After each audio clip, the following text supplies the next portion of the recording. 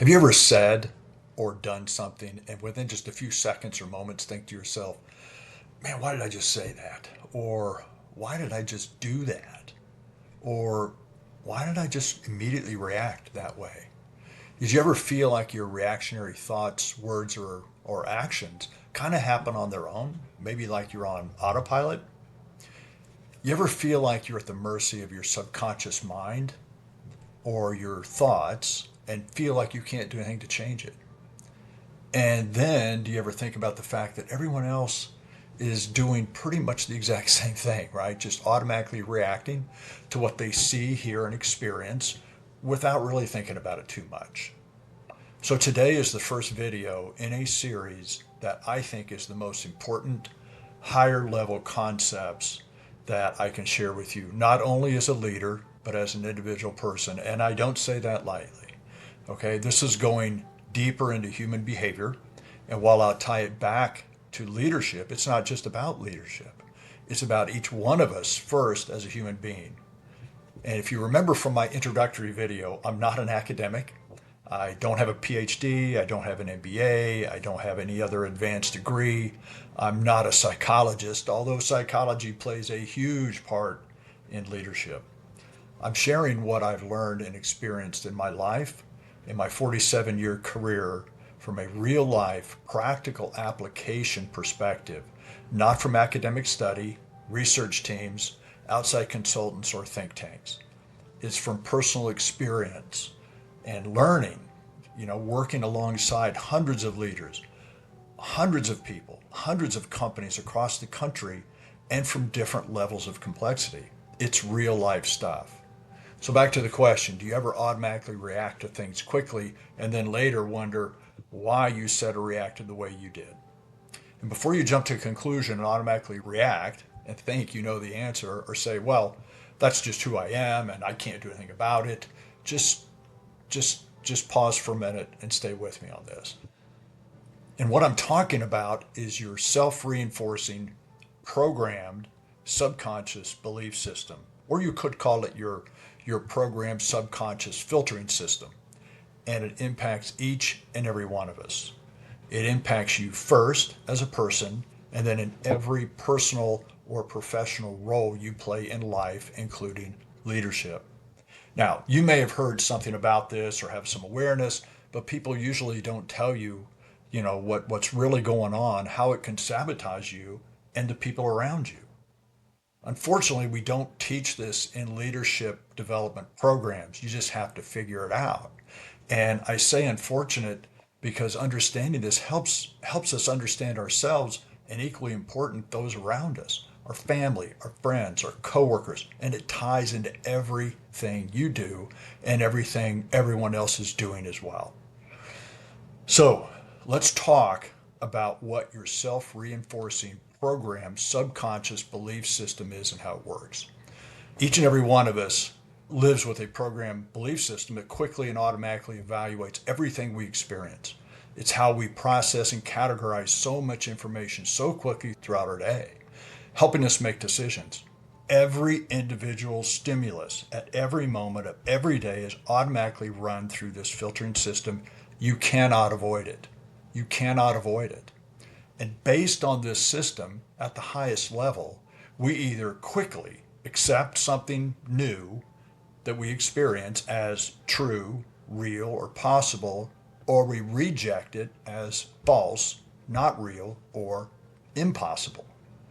And when we're exposed to this something new, if we reject it, we'll automatically push back against it and we stop interacting. We close our minds to the possibilities, and this will then reinforce that particular belief.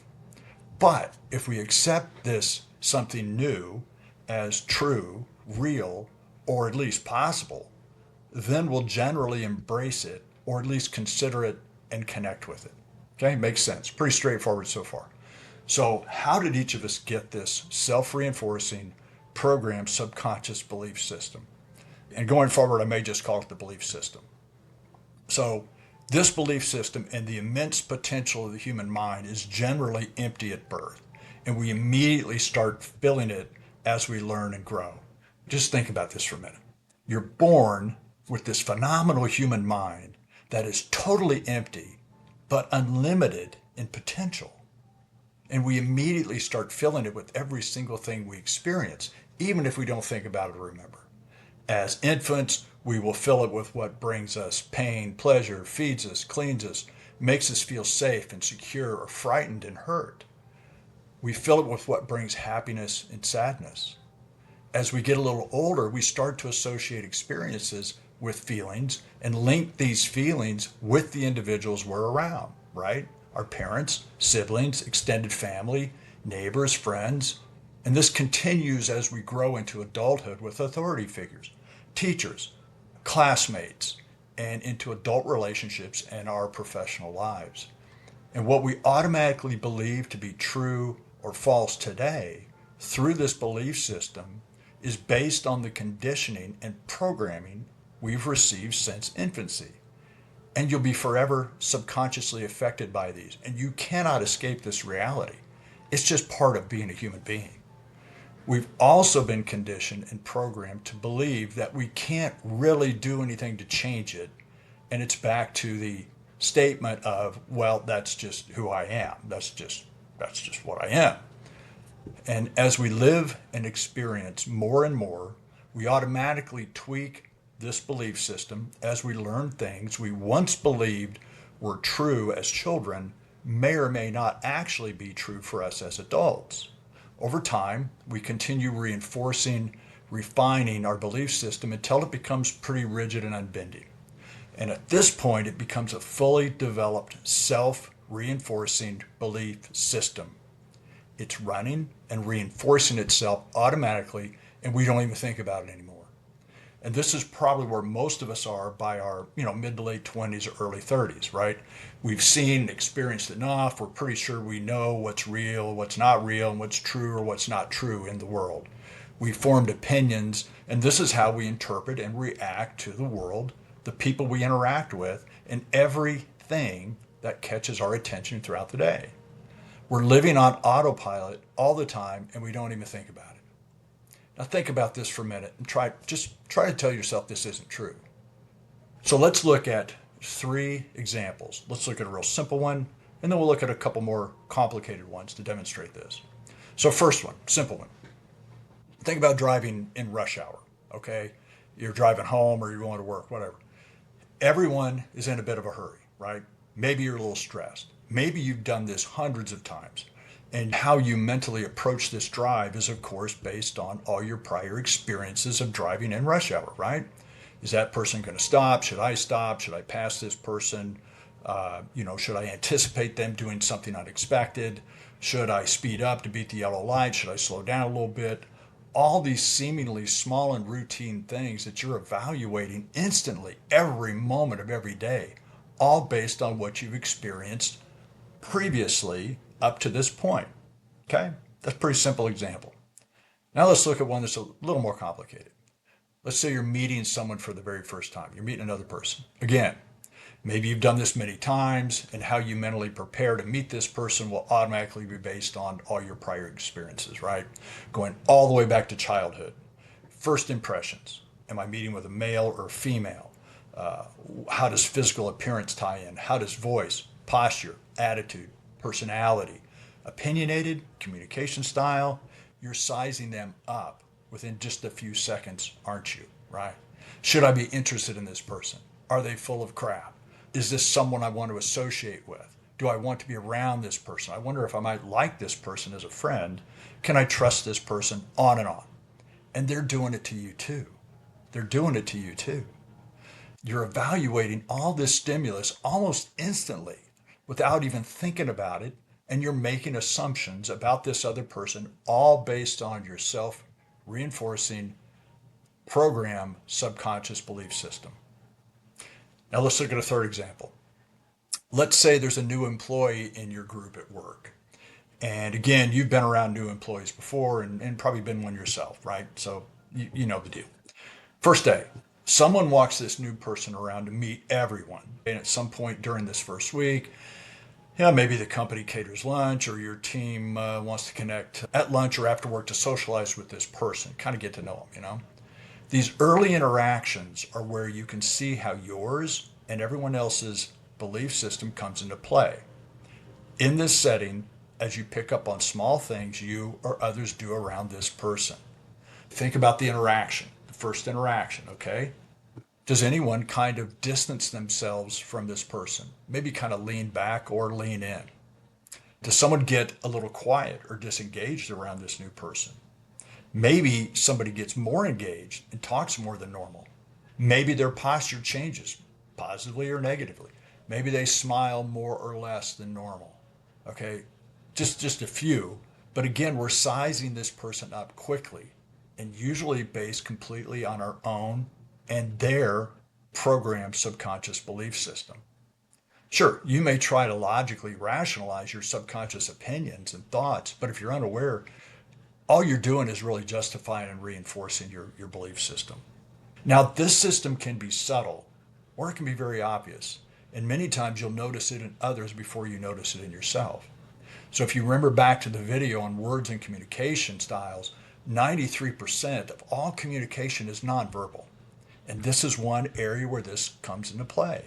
You can tell what others are thinking about this new person, even if they don't say a word.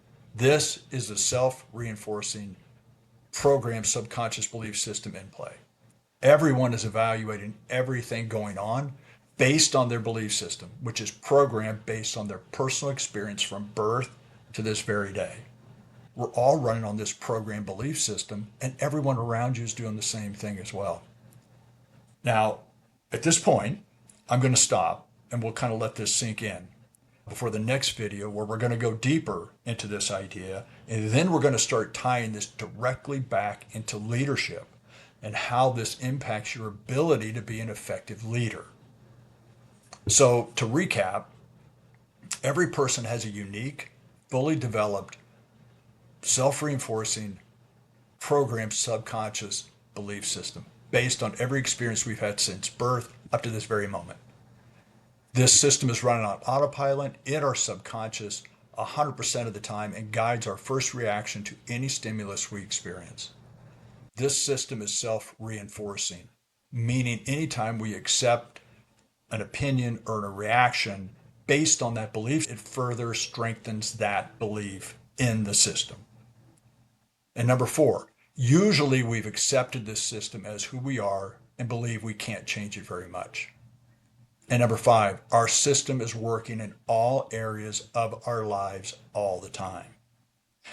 Okay, so what I challenge you to do in the coming days is to try and notice when you're reacting to something and try to determine if it's your programmed belief system or you're intentionally, consciously coming to your conclusion based on what's actually happening or what's being said.